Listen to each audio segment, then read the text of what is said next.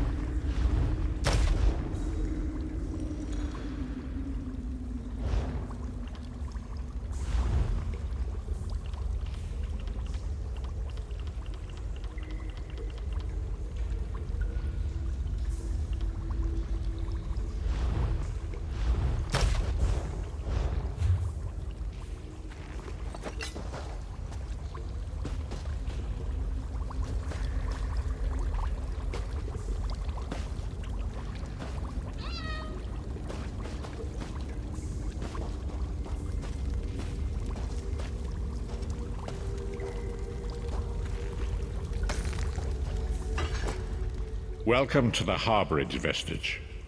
This is as comfortable a home as an old dried-up husk like myself could hope for. Despite my blindness, nay, because of it, my other senses seem to have heightened. This place had the right smell about it. Indeed, but let us not get ahead of ourselves. Without an understanding of where we are bound, every road will get us nowhere.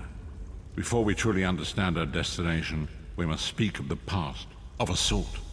I invite you to enter my mind and walk with me through visions of the past, that you might understand the events that brought us to this time, this moment.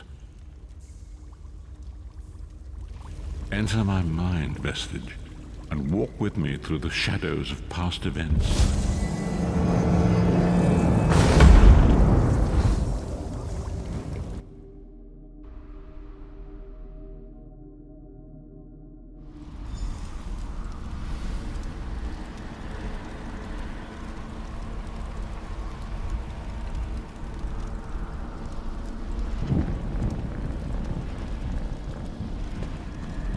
Follow me, Vestige, and learn of the events that precipitated our current crisis.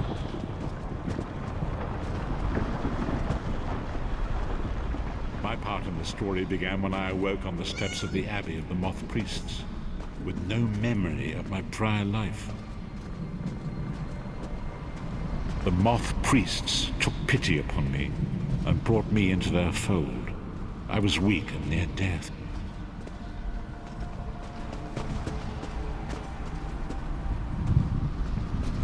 It was there I first set eyes upon the Elder Scrolls and devoted my life to their study. The scrolls allowed me to glimpse the very fabric of reality, but each profound insight dimmed my vision and eventually left me permanently blinded to the light of the world.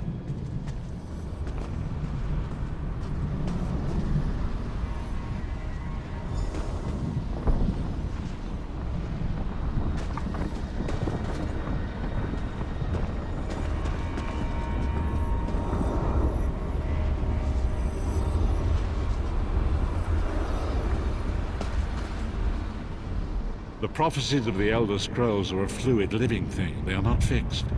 At many points throughout history, the actions of heroic mortals have rewritten them.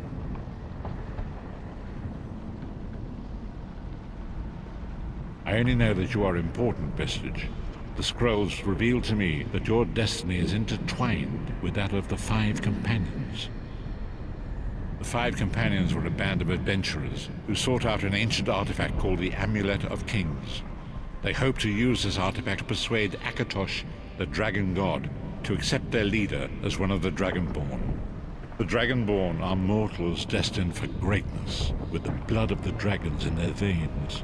It is said that only a true Dragonborn can ignite the eternal dragon fires in the Imperial City.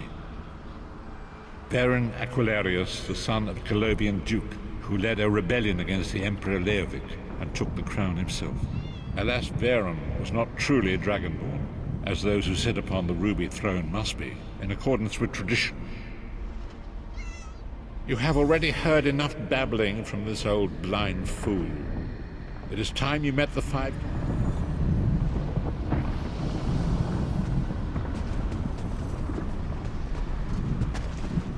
The first companion, Lyris Titanborn, daughter of giants, was the mightiest warrior in the service of the Emperor. Next, Abner Tharn, a powerful sorcerer and Grand Chancellor to the Imperial Elder Council.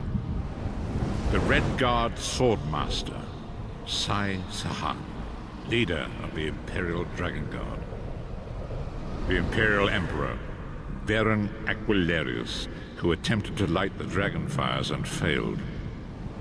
And finally, Manamako, the traitor, the King of Worms, a powerful necromancer, and your executioner.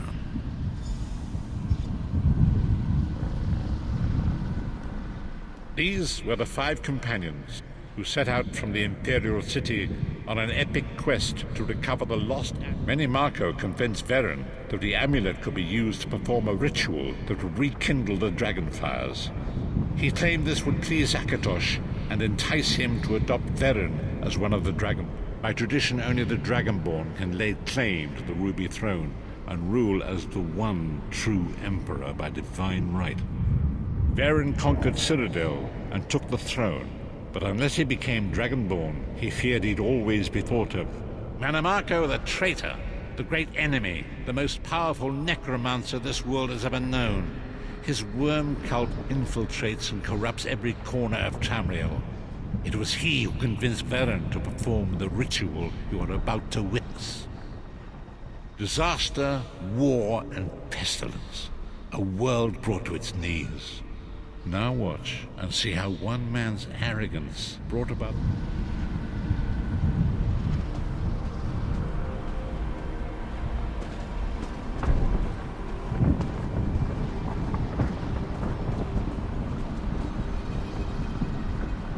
There it is. The Dragonfire Brazier.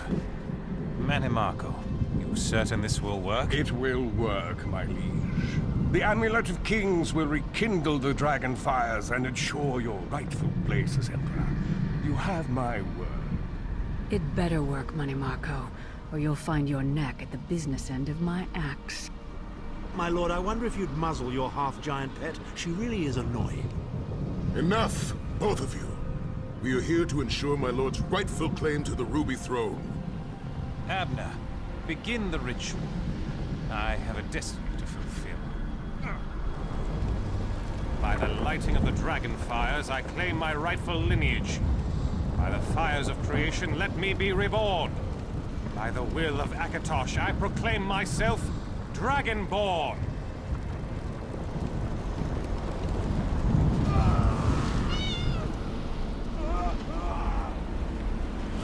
Baron Aquilarius, you are no heir to Alessia. You will pay for your sacrilege. The veil between Tamriel and Oblivion tears and splits asunder. What's happening? The sky's opening up. This is bad. This is very bad. Ah! This isn't supposed to happen. What's the meaning of this? Manamako, what have you done? Gullible fools! The veil between Oblivion and this world has been torn. My master, Moloch Bal, is free to claim Tamriel for his own. Akatosh, forgive me! Have mercy on our souls!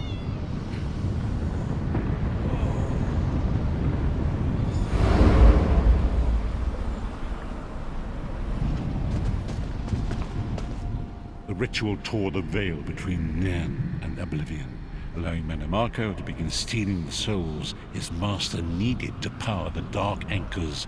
And Akatosh gave Alessia the Amulet of Kings as a symbol of his covenant with Nan. So long as the amulet remained in the care of Alessia's heirs and the dragon fires remained lit, Tamriel would be protected. Manimarco tricked Varen into breaking the covenant, and the veil between Oblivion and Nan was torn. The Elder Scrolls named this event the Soul Burst. It gave Molag Bal the opportunity to disconnect the souls of Nan from their hosts. Varen was lost. In the chaos of the moment, Sai Sahan took the Amulet of Kings and fled. Leris was captured by Manimarco and delivered to Cold Harbor, the realm of Molag Bal. Tharn remains Chancellor of the Elder Council, and his daughter Clivio rules as Empress Regent. But the true power remains in the hands of Manimarco and his worm cult. When I discovered the truth about the 5 companions, I made subtle inquiries, but apparently not subtle enough. Manimarco got word of my interests and abducted me. He took me to Cold Harbor, where I remained a prisoner until you freed me.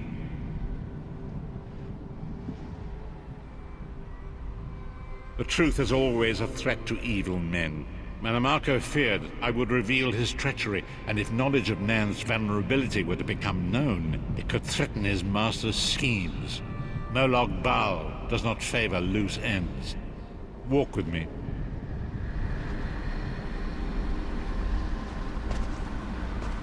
Long ago it was written, so long as the Amulet of Kings was borne by Alessia's heirs, Tamriel would be protected from the forces of Oblivion.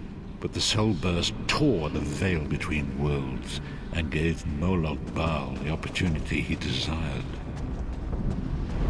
Molag Bal's dark anchors pierce the torn veil and seek to draw Nan into the depths of Cold Harbor. These terrible engines of destruction have been appearing all throughout Tamriel.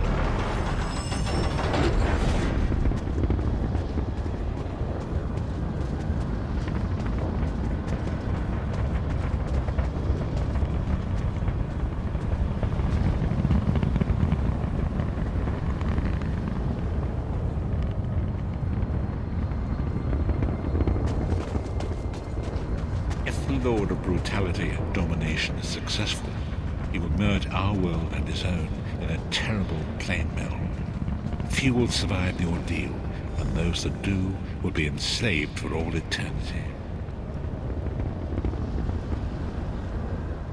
And so it falls to us, Vestige. We must stop Molag Bal and his dark anchors, or our world is doomed. And now history seems to have caught up with us. Shall we return to the harborage?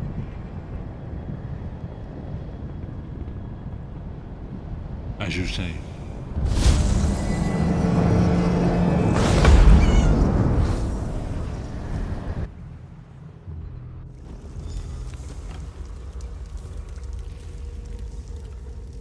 And so it begins.